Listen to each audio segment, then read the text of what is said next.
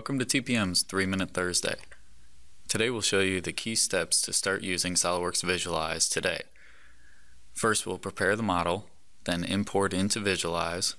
Next we'll explain how to navigate the interface, then how to work with appearances and the environment, and finally how to render. The first step to prepare the model is done in SOLIDWORKS. Apply appearances to reflect the desired output. Use copy appearance and paste appearance to duplicate things, and this will be important for groupings and Visualize. Don't worry too much about getting things to look exactly right, but definitely pay attention to areas that have different colors like machined or painted logo surfaces, for examples. In SOLIDWORKS Visualize, you can start the import from Windows Explorer just by dragging and dropping your SOLIDWORKS files. And there's two main techniques that you'll need to decide between depending on if you need associativity with your SOLIDWORKS files. So if your design is still changing and you need updates to occur, then you'll want to use the retain structure and select the option to monitor the file to get alerts when changes occur with the SOLIDWORKS files. The functionality is great, but there are some downsides. The tree is pretty complex, and changes and performance are definitely slower. So only use that technique if you really need to. Most of the time, you'll want to use the appearance option. This groups together appearances and speeds up changes and performance. When your model is first imported, you probably will need to adjust the height and the rotation. You can select the Model tab off to the right, select your model, and use the snap to floor and the 90-degree rotational increments to get your model oriented properly. Next, we'll take a look at the user interface. Easy mode can be toggled with the spacebar, and it offers a very simplified user interface with all the key steps to walk through in a wizard type format. It's nice for simplicity, but I quickly found myself wanting to use the full user interface. The main toolbar at the top of the graphics area has a couple of key commands like setting the renderer, making selections, navigation tools, launching the final output.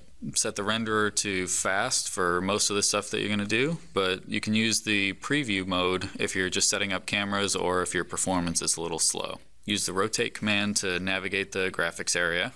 The mouse shortcuts are left mouse to rotate, right mouse to zoom, click and hold the center mouse wheel to pan, and scroll the center mouse wheel to adjust perspective. Next, you'll probably want to adjust some of your appearances. You can do this on the Appearances tab to the right. Simply select one of the appearances or select something in the graphics area, and then adjust properties, for example, color. To add new appearances, use the Libraries tab and choose Appearances from the drop-down list. Drag and drop onto the model to apply, and make adjustments just like mentioned previously. To add additional appearances to the library, you can activate the Cloud Library and double-click to download, and then simply drag and drop to apply them. You may want to adjust the background and the lighting as well. The built-in environments work great for this.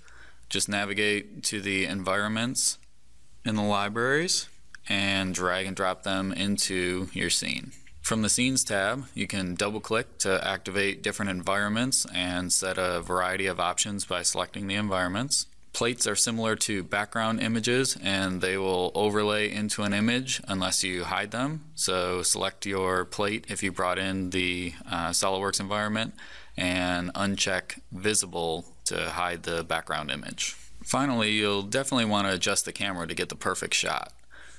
Use the Cameras tab to add new cameras and to switch between them.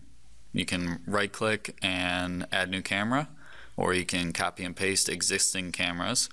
And it's a good idea to keep a free camera to go back and forth and make some adjustments and lock the ones that you have fully set up. Double-click to switch between the different cameras, and use the mouse navigation tools mentioned earlier to make adjustments in the graphics area, left and right mouse button, center mouse wheel, or you can adjust properties like longitude, latitude, perspective, and distance. Make sure you set the aspect ratio to the desired output. That'll affect your final rendering.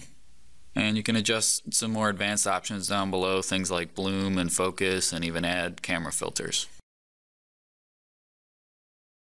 After all this work, it's a good time to save our project. You can do that from the File pull-down menu, Save Project.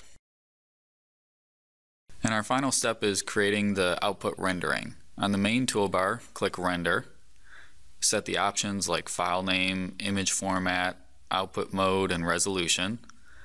Choose Render if you want a single rendering, or Cameras if you want to render all the cameras that you've set up. And the final options control whether you want to watch the rendering and if you want it to start right away or if you want it to be added to a queue. Now you've got all the basic tools needed to start creating amazing renderings.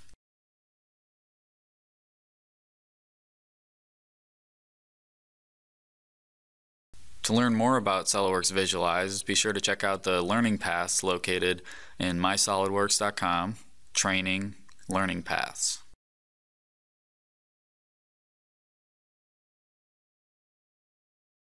Thanks for watching TPM's 3 Minute Thursday.